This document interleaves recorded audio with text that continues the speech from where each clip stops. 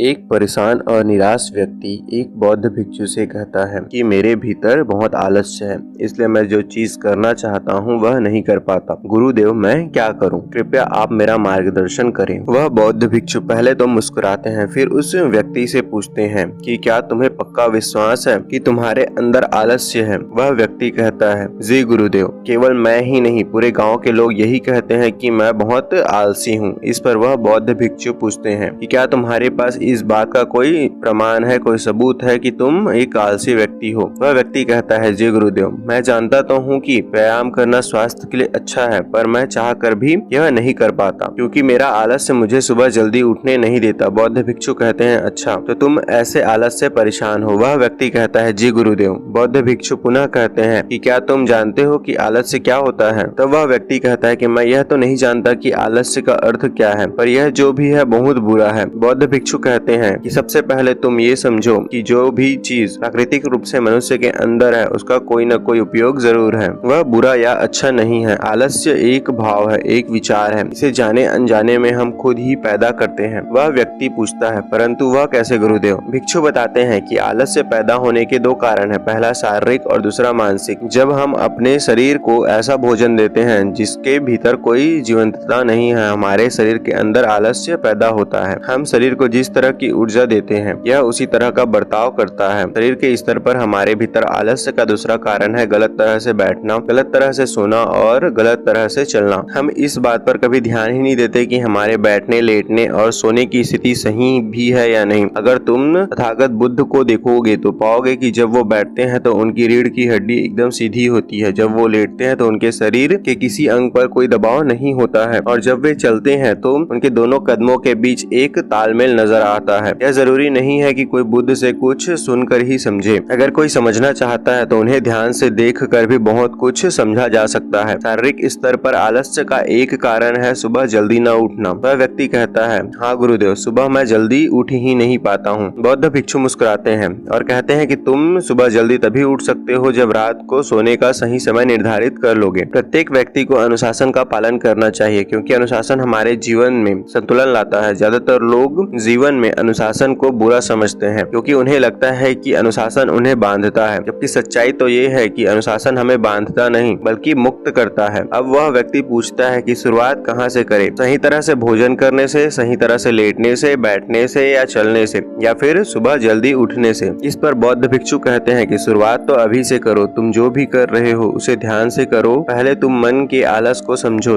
वैसे ज्यादातर स्थितियों में मन शरीर के कारण ही आलस्य पैदा करता है। मानसिक आलस्य का पहला कारण है हमारे पुराने गलत विश्वास। हमें लगता है पिछली बार भी हम नहीं कर पाए थे, इसलिए इस बार भी हमसे नहीं हो पाएगा। हम इस बात को नहीं देखते कि पिछली बार में और इस बार में बहुत अंतर है। अब मानसिक स्तर पर हम वह नहीं है जो पहले थे। अब सब कुछ बदल चुका है। जब हम अपने आप को काबिल नहीं समझते हैं तो आलस्य हम पर हावी हो जाता है। दूसरा कारण है छोटी सोच वाले और आलसी लोगों का साथ करना। कभी कभी ऐसा होता है कि आलस हमारे अंदर नहीं होता पर वह दूसरे लोगों से हमारे भीतर आ जाता है। ऐसा इसलिए होता है कि हम आलसी लोगों की संगत में होते हैं। तब वह व्यक्ति कहता है, जी गुरुदेव, यह बात तो सत्य है, मैंने भी इसे अनुभव किया है। बौद्ध भिक्षु कहते हैं, इसका कारण है मन का स्पष्ट न होना। तब बौद्ध भिक्षु कहते हैं, मान लो तुम एक वन में खो जाते हो और शाम होने वाली है। तुम्हें यह नहीं पता है कि तुम्हारा घर किस दिशा में है। ऐसी स्थिति में क्या तुम आलसी बनकर वहीं लेट जाओगे या घर की तलाश में निकल पड़ोगे? तो वह व्यक्ति कहता है कि मैं घर की तलाश में निकल पड़ूंगा। बौद्ध भिक्षु पूछते हैं, प्रयास करने के बाद भी तुम्हारे घर का रास्ता अगर तुम्हें नहीं मिलता है तो तुम क्या करोगे? तब वह व्यक्ति कहता है कि मैं फिर भी तलाश में रहूंगा क्योंकि मेरे पास उसके अलावा और कोई विकल्प भी नहीं होगा। तब वह बौद्ध भिक्षु कहते हैं कि मनुष्य के मन को